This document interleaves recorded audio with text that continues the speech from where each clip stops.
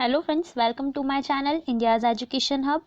आज का हमारा टॉपिक है 19वीं सदी की विरासत। देखने में तो समझ नहीं आता है कि ये किससे रिलेटेड है, लेकिन ये जो टॉपिक है ये हमारे विश्व इतिहास से रिलेटेड है।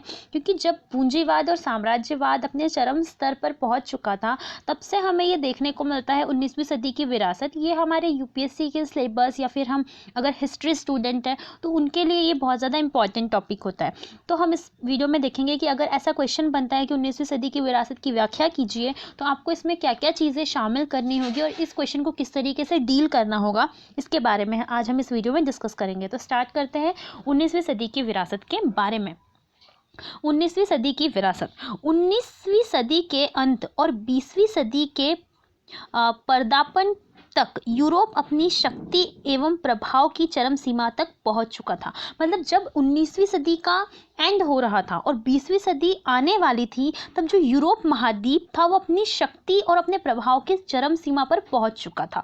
और इस सदी में पूंजीवादी राष्ट्रों ने उपनिवेशों में अपनी सत्ता स्थापित कर उनके प्राकृतिक संसाधनों का जमकर दोहन कर अपने राष्ट्रों के वैभव एवं समृद्धि को बढ़ाया एवं पूंजीवाद से साम्राज्यवाद में प्रवेश किया। मतलब इस सदी में क्या हुआ कि जितने पूंजीपति राष्ट्र थे, जिनके पास अधिक पैसे थे, या ये समझ लीजिए कि जो अपने औद्योगिकरण की ओर आगे बढ़ रहे थे, तो उन्होंने क्या किया, दूसरे राष्ट्रों को, जो छोटे और कमज़ोर राष्ट्र हैं, उन्हें अपने उपनिवेश के रूप में अपने आप में शामिल किया। मतलब उपनिवेशों में अपनी सत्ता स्थापित की और उनके प्राकृतिक संसाधन जितने थे उसको क्या किया, जमकर दोहन किया। मतलब कच्चा माल वहाँ से अपार मात्रा में ले जाना, जैसे कि ब्रिटेन ने भारत के साथ किया। तो इस तरह से उन्होंने दोहन किया और अपने राष्ट्रों को, मतलब खुद के राष्ट्र को बहुत ज़्यादा वैभव और समृद्ध कर लिया। और वो पूंजीवाद से कहाँ बढ़ते चले गए, साम्राज्यवाद की ओर बढ़ते चले गए। साम्राज्यवाद का मतलब अभी आप इतना ही समझ लीजिए कि जब पूंजीवाद का चरम स्तर आता है, उसे ही हम साम्राज्यवाद के रूप में समझते हैं। यूरोप विश्व भर में वस्तुओं की मांग के उत्पादन का केंद्र था, अतः यह विश्व बाजार की खपत की वस्तुओं का कारखाना था, साहूकार था एवं शिक्षक था। मतलब कि यहाँ ये बताने की कोशिश की जा रही है कि जो यूरोप है, इसके पास सभी प्रकार की वस्तुओं की मांग जो थी, इसी के पास आती थी। मतलब ये एक उत्पादन का केंद्र बन चुका था। यूरोप अपने आप में ये समझता था कि जितना भी कच्चा माल है या जितने भी हमारे मिनरल्स है, खनिज है, इन सब का जो उत्पादन करता है वो वही खुद है। तो वो अपने आप को बहुत ज़्यादा साहूकार या शिक्षक के रूप में देखता था और किसी हद तक विश्व राजनीति का भी संचालक या मास्टर बन चुका था। अपनी आर्थिक एवं तकनीकी सर्वोच्चता के अतिरिक्त यूरोपीय राष्ट्रों ने साम्राज्यवाद का विश्व में प्रचार किया। इन्होंने अपनी आर्थिक शक्ति को तो ठीक किया, अपनी तकनीकी शक्ति को भी बढ़ाया, मतलब टेक्नोलॉजी को अपने यहाँ बढ़ाया।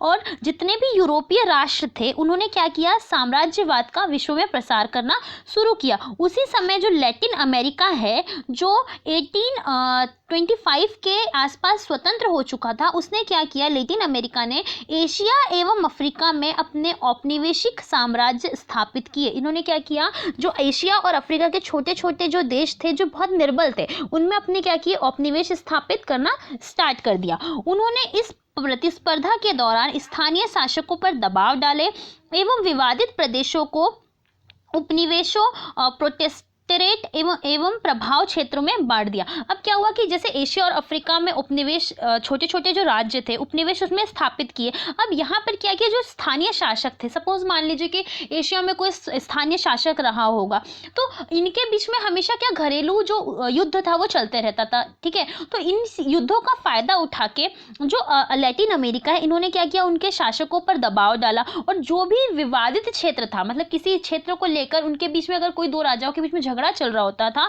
तो उनको क्या किया, उन क्षेत्रों को आपस में बांट लिया। ठीक है, इस लूट खसोट की प्रक्रिया के दौरान इन्होंने स्थानीय जनता की जरा भी परवाह किए बगैर इस पर बेशुमार अत्याचार ढाए एवं अपनी दास्तां कबूलने के लिए विवश किए। जैसे कि भारत के साथ भी किसने किया था, ब्रिटेन ने किया था।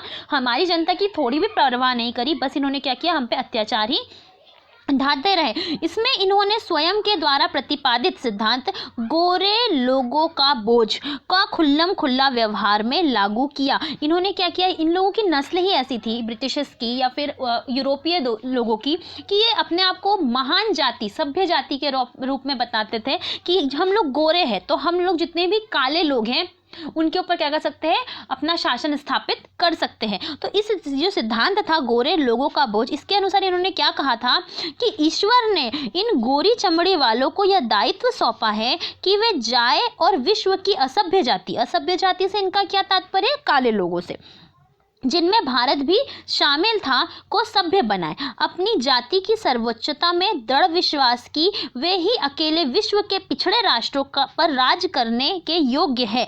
तो इनका मानना क्या था कि इनका सिद्धांत था गोरे लोगों का बोझ। इसके अकॉर्डिंग ये कहते थे कि ईश्वर जो है, भगवान जो है, इन्होंने जो ये जितने भी गोरी चमड़ी वाले, इनको ये दायित्व सौंपा है कि जितने भी असभ्य लोग हैं, मतलब काले जो लोग हैं, इन सभी को क्या करें, सभ्य बनाए। ये लोग ऐसा सोचते थे क्योंकि इनकी जो जाति की सर्वोच्चता थी, इसमें इनका दृढ़ विश्वास था और ये सोचते थे कि विश्व में हम अकेले ही ऐसे लोग हैं जो पिछड़ी जो राष्ट्र है, इनको क्या कर सकते हैं, योग्य बना सकते हैं। इसी के संदर्भ में जो गिलबर्ट मूरे है, इन्होंने कुछ पंक्तियां बोली है। इनका कथन था कि हम राष्ट्रों में सर्वश्रेष्ठ लोग हैं, उनके फूल है एकमात्र राष्ट्र इंग्लैंड जो उदार है और न्यायप्रिय है। ठीक है, उनका मानना था कि जो इंग्लैंड है वही एक उदार और न्यायप्रिय क्या है, राष्ट्र है।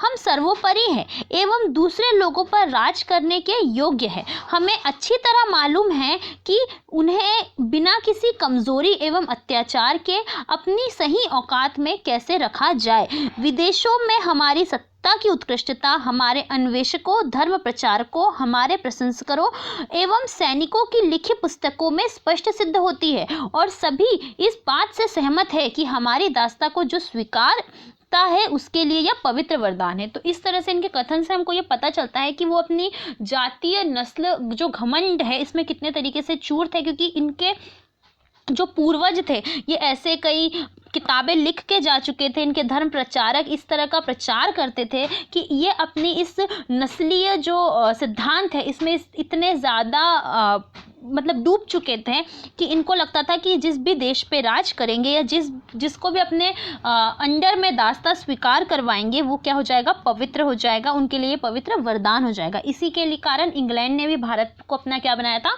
औपनिवेश बनाया था। तो आई होप आपके लिए टॉपिक हेल्पफुल रहा होगा। अगर आपको ये पसंद आया तो मिलते हैं नेक्स्ट टॉपिक में।